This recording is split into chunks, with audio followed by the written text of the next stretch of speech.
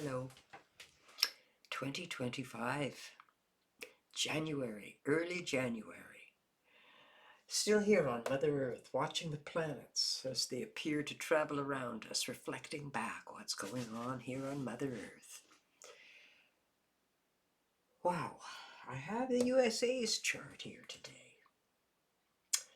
Pluto, of course, has made its big shift into Aquarius, and that takes place in the USA's chart in the financial house. This is where Pluto was at birth, in the financial house in 1776.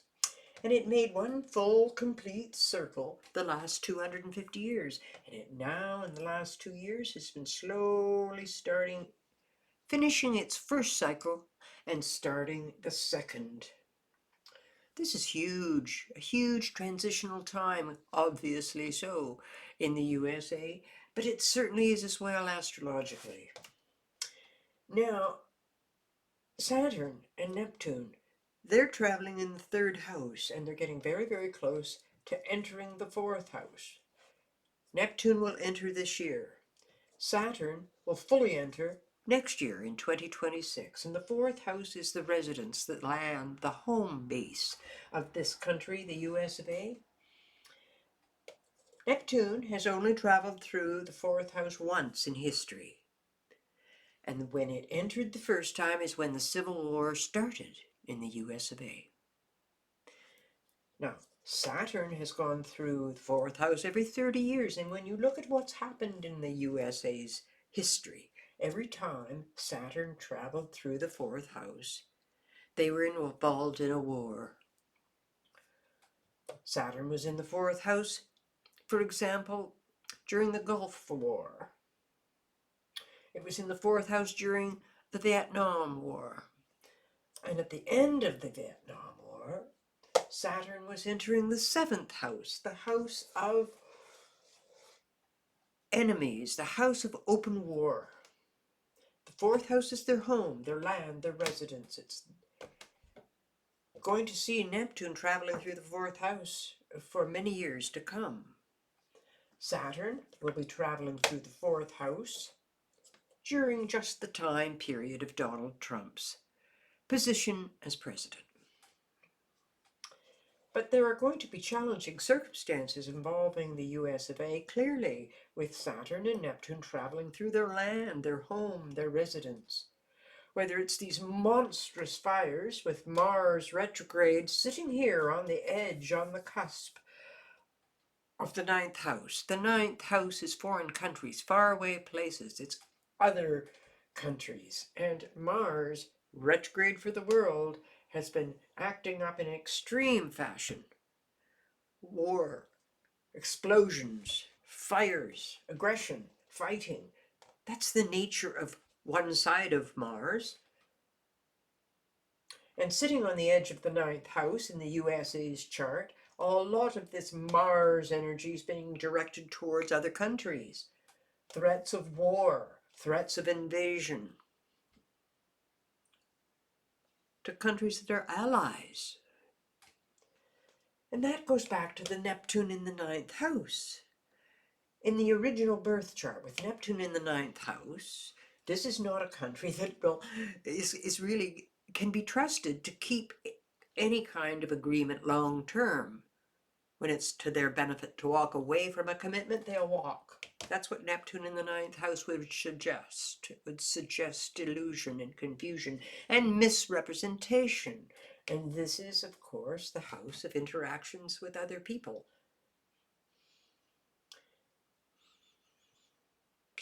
Other nations. So, we see here at birth, Mars right on the cusp of the house of war.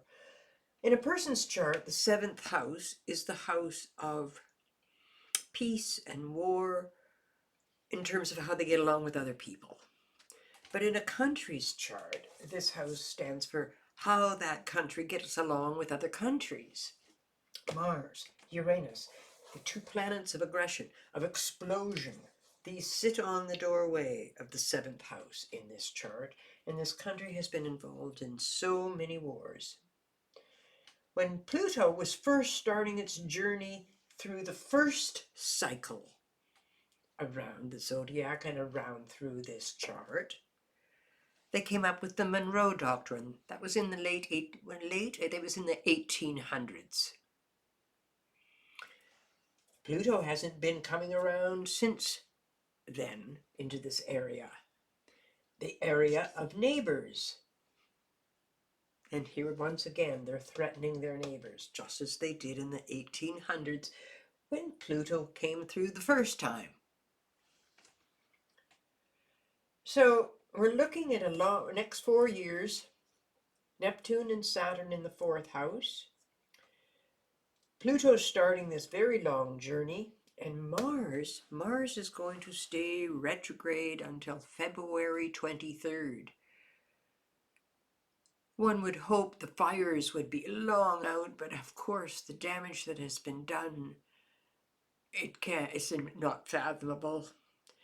Powerful, powerful, explosive energies.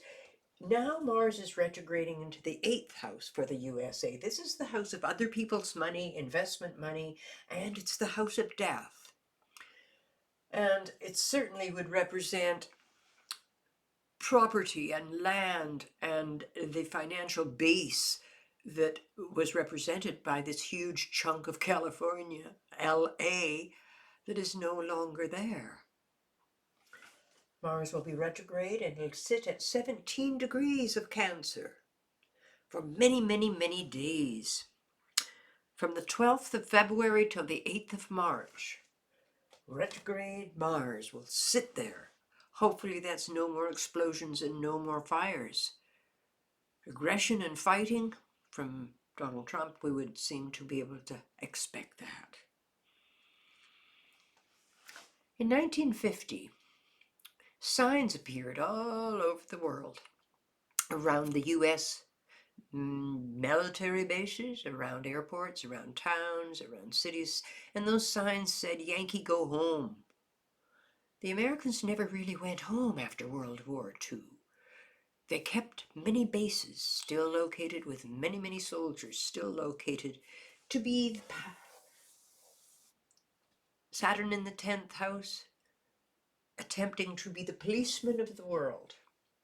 And it would seem this was still the case. In 1958, a book was written in the US of A, I believe, possibly in the UK, but the book was written, it became a bestseller, and it was made into a movie in 1963, starring Marlon Brando. The name of that book, the name of that movie that was very successful at the time, was The Ugly American, and it was about the exploitation of other countries by the US of A over the history time.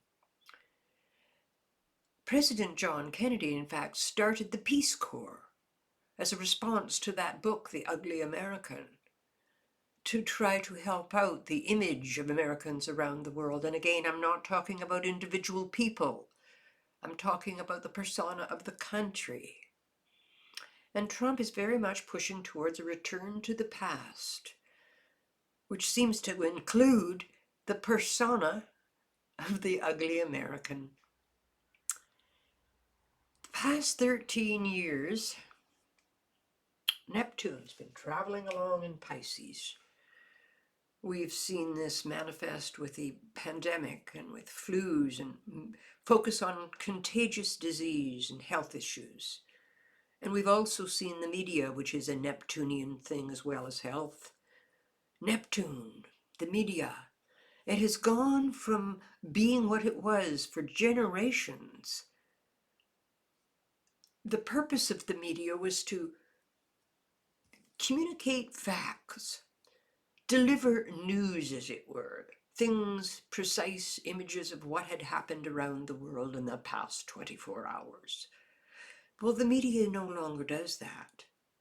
It has slowly, over the past 13 years, with Neptune traveling through Pisces, and it's still in Pisces, the media has slowly become a propaganda machine, representing the political views of whoever owns the news company.